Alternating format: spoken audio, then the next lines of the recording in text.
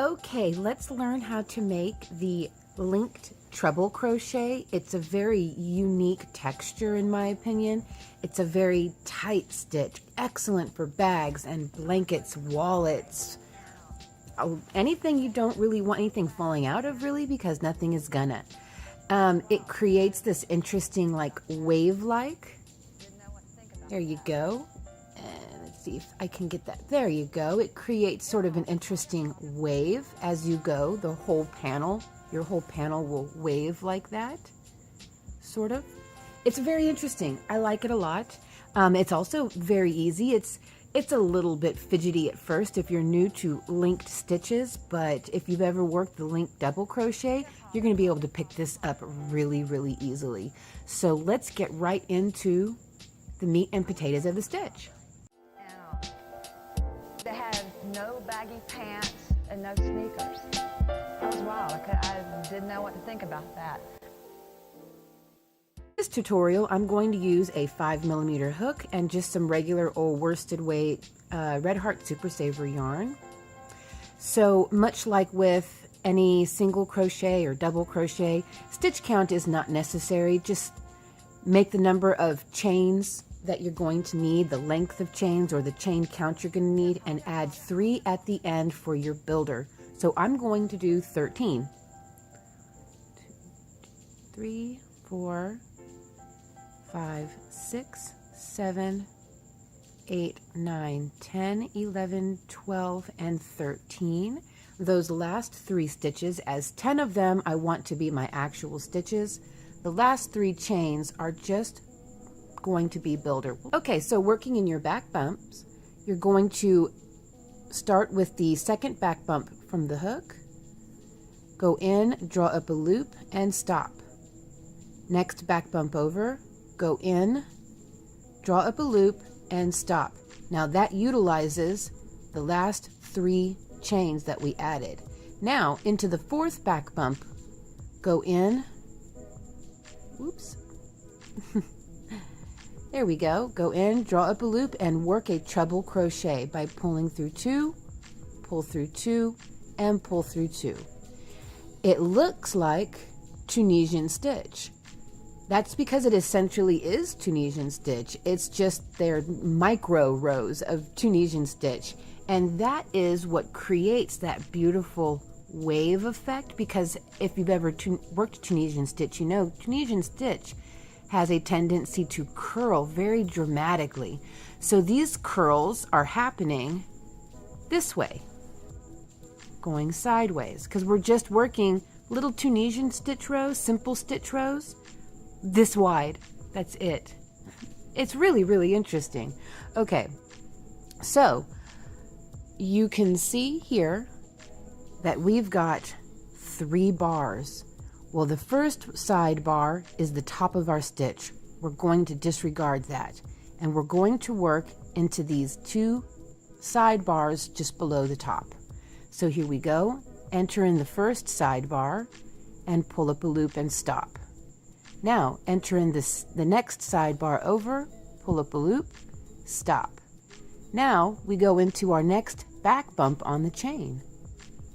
Draw up a loop, pull through 2, pull through 2, and pull through 2. And you can see it really does look like Tunisian stitch, except for our stitches are actually going to be going this way. And we just do that again. We're going to ignore the top of the stitch, and in the second side bar down, we draw up a loop. In the next side bar down, we draw up another loop. Now we have 3 loops on the hook, and in the next back bump over on the chain, we draw up a loop and we work our treble crochet. Okay, my yarn got a little tangled. I'm sorry. Okay, so let's work a couple of these, and I won't talk so that it's sometimes for people it's easier to just see and not hear. So here we go.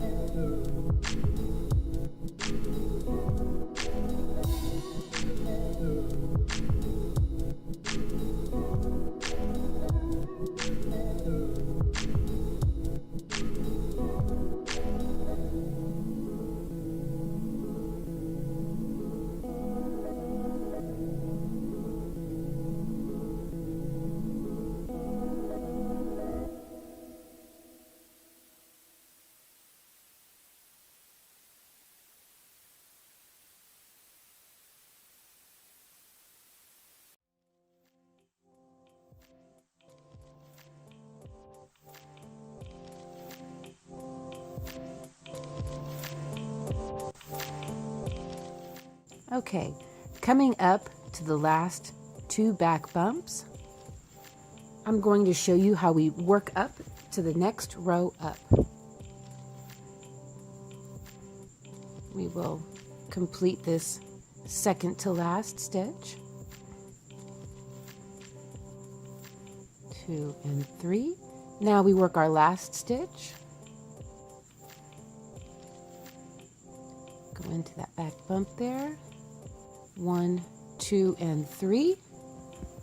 Okay, now we chain 3. 1, 2, 3. We turn our work, and working in the front loop only of the chains we just made. We're going to ignore the 3rd chain we made, and we're going to begin working in the 2nd chain and in the 1st chain. Again, front loop only, like this, of those chains. If you want a nice, clean edge like this. That's why we work through the front loop. Because working through the back loop, back here where it's actually kind of easier to get in, and it creates a curled, gnarled looking edge. Sometimes the beauty is pain, so we have to do things a little more difficultly. So coming around the back of those chain, that chain 3 you made, skipping the 1st chain, and in the 2nd front loop only of the chain from the hook, go ahead and punch through the back of that chain and pull up a loop. We're treating these chains like the sidebars we were working in. Okay, here we go. One more time. In that 1st chain we made, front loop only, pull up a loop. Now in the very 1st stitch here, we're not skipping any stitches. We go right into the stitch and we work our treble crochet. There we go. Now that we're off of the chain and we're working in stitches, this goes by so much faster and easier. So as we've been doing, we ignore the top of the stitch, and down here we start our next stitch, pull up a loop, next bar down, pull up a loop, next stitch over, pull up a loop, and work your treble crochet. Just like that. Very, very easy. I encourage you, I challenge you to use this stitch in a little project. Make a little cell phone bag, make a case for your glasses, like a glasses little thing you can slide your glasses into. Make anything that's small and simple and see how you like it. And test the durability of the stitch, not the stitch, but the material it yields. Because, can you hear that? I'm not sure if you can. It is some tough, tough stuff. And like I said before, it's excellent for bags, excellent for really anything that you don't want a lot of things falling through, pens or chains, even for a blanket if you want it to be nice and warm.